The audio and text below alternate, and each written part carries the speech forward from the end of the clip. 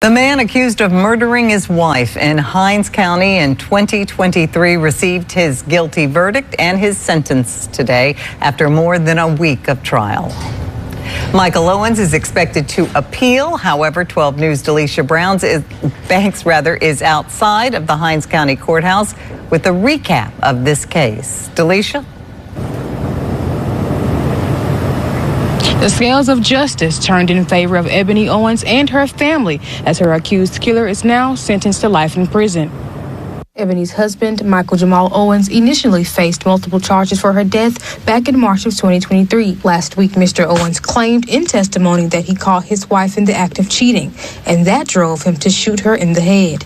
After pulling the trigger, he took Ebony's body to the Big Black River and dumped her right before setting her car on fire nearby. Investigators discovered much evidence at the scene, including shell casings and blood that matched her DNA. Monday's jury found Mr. Owens guilty of first-degree murder on count 1, for which he was sentenced to life, and guilty of third-degree arson on count 2, carrying a sentence of 3 years. Before court adjourned, Owens took the stand to apologize to his family and the family of his wife. I just want to apologize to my family, apologize to her family. Then I'm totally sorry for all this happened. I'll never forget this, never. Go on with life each day. Try to be strong, but it's just so heartbreaking. And it's like your wound was closing, but now it's open again. That's how I feel. It's open back up. Johnson says she's grateful for today's verdict and will continue to lean on family during this difficult time. I feel like that we took the evidence that was available and we put on the best possible case on behalf of Mr. Owens, given the information that was out there, and we are satisfied that we did the best job that we could for Mr. Owens. It's just a difficult set of facts to maneuver with, but we did the best job we knew how to do. Judge Faye Peterson classified this case as one of the most difficult cases for the Hinds County Court to process. She used words like narcissistic, devious, selfish, and childish to describe the details surrounding the murder of Ebony Owens. Live in Jackson, Delisha Banks, 12 News. Ebony Owens was 36 years old. She was a nurse, a mother, and someone her community trusted. Then one night, she disappeared. Her co-workers realized something was wrong almost immediately. Ebony was dependable. She showed up when she was supposed to. She didn't just stop answering her phone or miss work without saying something. But on the morning she failed to report for her shift, nobody could reach her. Family members began calling. Friends started asking questions. And the one person who should have known where she was, her husband, told police he didn't know. Days passed, then 10. And when search teams finally found Ebony Owens in the Big Black River, the truth started to surface with her. She had been shot in the head, her body had been wrapped in a blanket, and she had been thrown from a bridge during the night. Someone had tried to make sure Ebony Owens disappeared without a trace.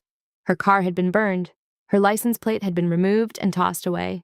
Whoever did this had clearly tried to erase the evidence, but the investigation kept pointing back to the same place, the home she shared with her husband. And once detectives began pulling the story apart piece by piece, the man who claimed he didn't know where his wife was became the center of the entire case. Make it make sense, because the truth about what happened to Ebony Owens would leave a small Mississippi town asking how something like this could have been happening right in front of them. Edwards, Mississippi is the kind of town where people recognize each other. It sits just outside Jackson, quiet and close-knit. Neighbors wave when they pass by.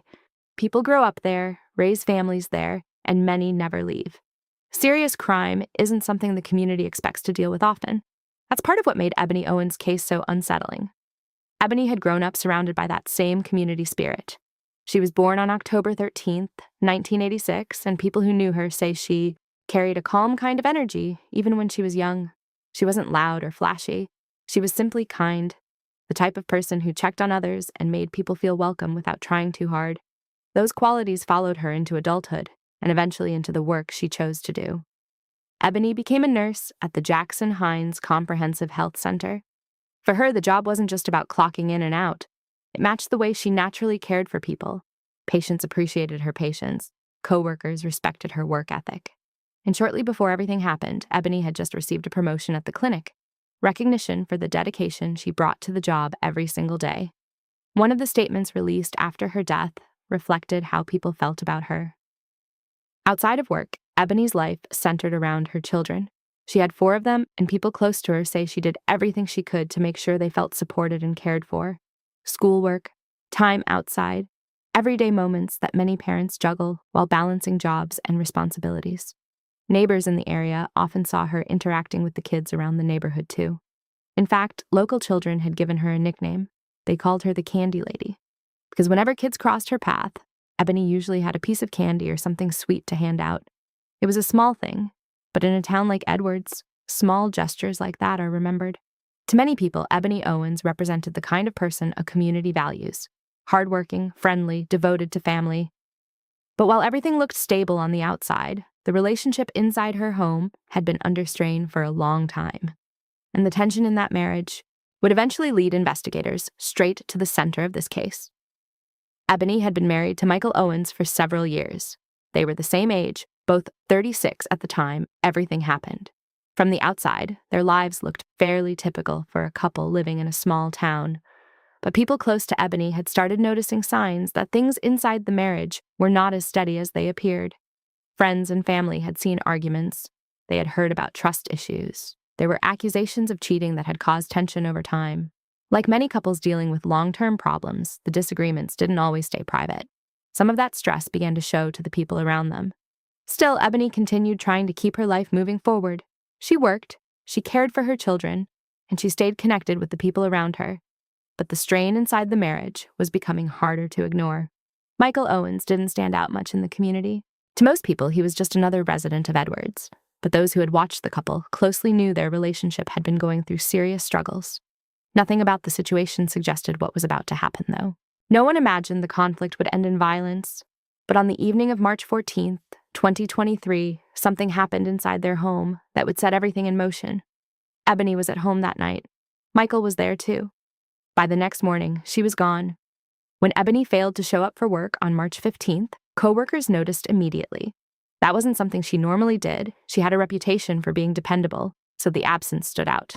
Calls were made, messages were sent, no response came back. Family members soon joined the search for answers, trying to reach Ebony any way they could. As the hours went by with no sign of her, concern turned into real fear.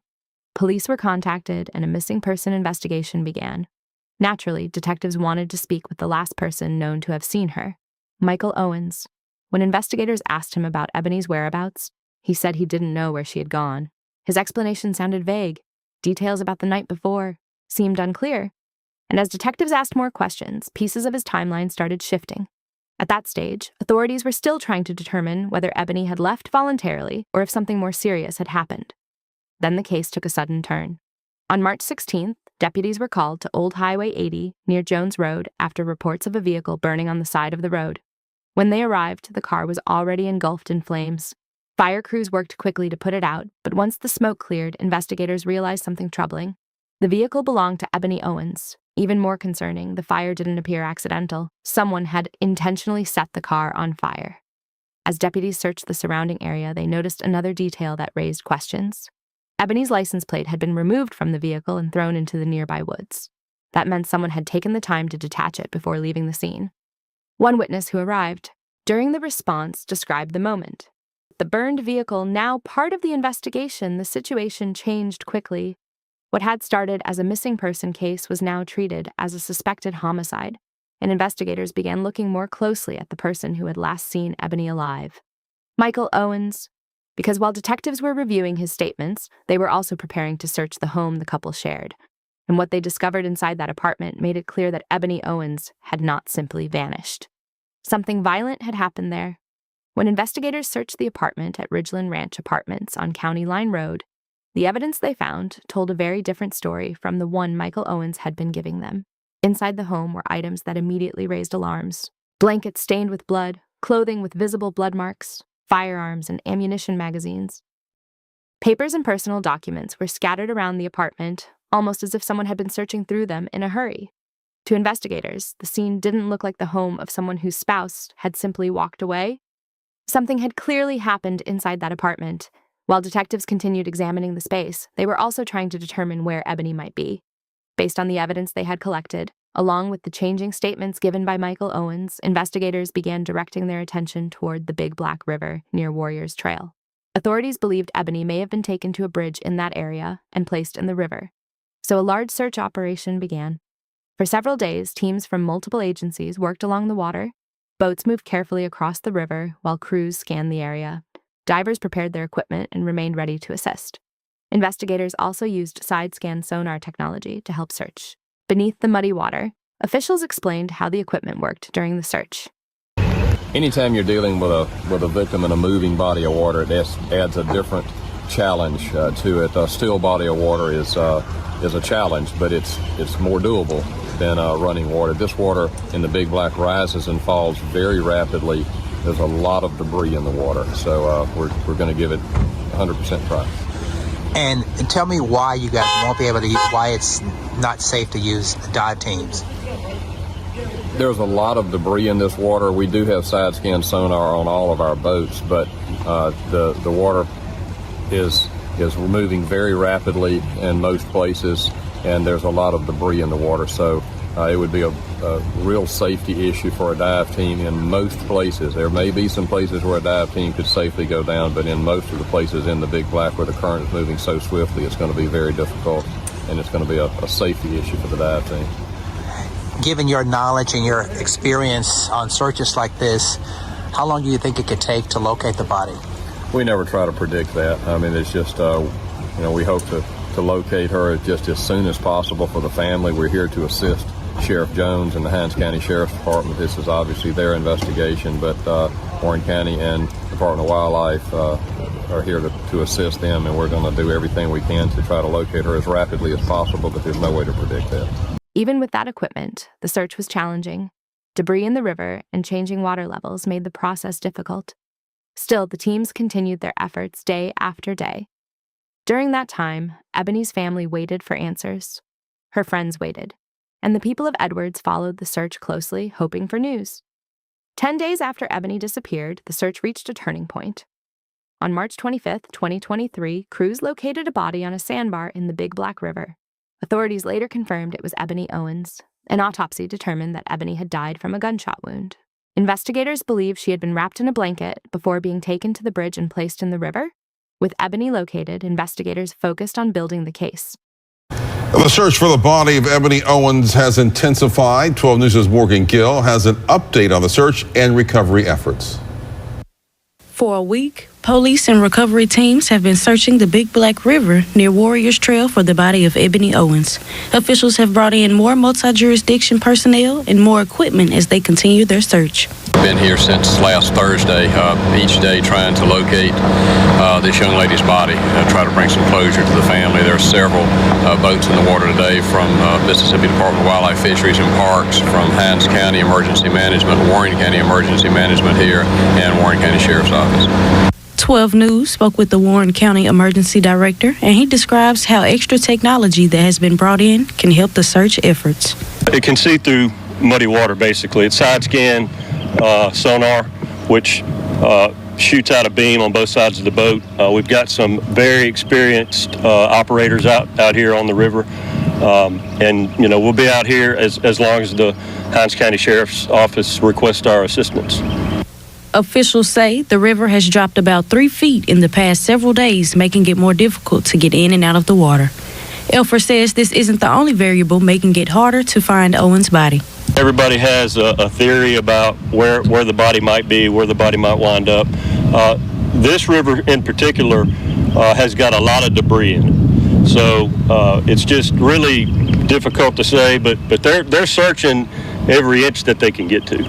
Hinds County Sheriff Tyree Jones says Ebony Owens died from a gunshot wound. On March 16th, Owens' husband, Michael Owens, was charged with murder and was later denied bond. Morgan Gill, 12 News. Michael Owens had already been taken into custody days earlier. On March 16th, he was arrested and charged with murder and arson. Additional charges were later filed as well. Authorities later filed additional charges against him related to alleged misconduct involving a minor. Those allegations were handled in a separate case, and the details were sealed to protect the identity of the minor involved. While those accusations were not part of the murder trial itself, they remained part of the larger investigation and raised questions about what may have happened inside the Owens home before Ebony's death. As detectives reviewed the evidence, they began piecing together the events from that night. According to investigators, an argument took place inside the home on March 14th. During that confrontation, Michael Owens shot Ebony. Investigators believe he then wrapped her in a blanket, transported her to the bridge over the Big Black River, and placed her into the water. He later returned to address the remaining evidence. Ebony's car was taken away from the home and later found along Old Highway 80, where it had been set on fire. Her license plate had been removed and discarded nearby. When investigators first spoke with him, Michael Owens denied knowing where his wife had gone. But as the investigation continued, the evidence began to tell a very different story. Over the next 2 years, prosecutors prepared the case that would eventually bring Michael Owens to trial for the death of Ebony Owens. Thank you for watching this episode of Gridline Crimes.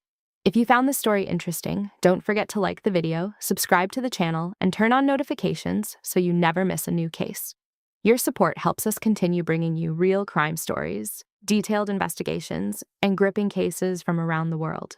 Let me know your thoughts about this case in the comments below. And remember, the truth always leaves a trail.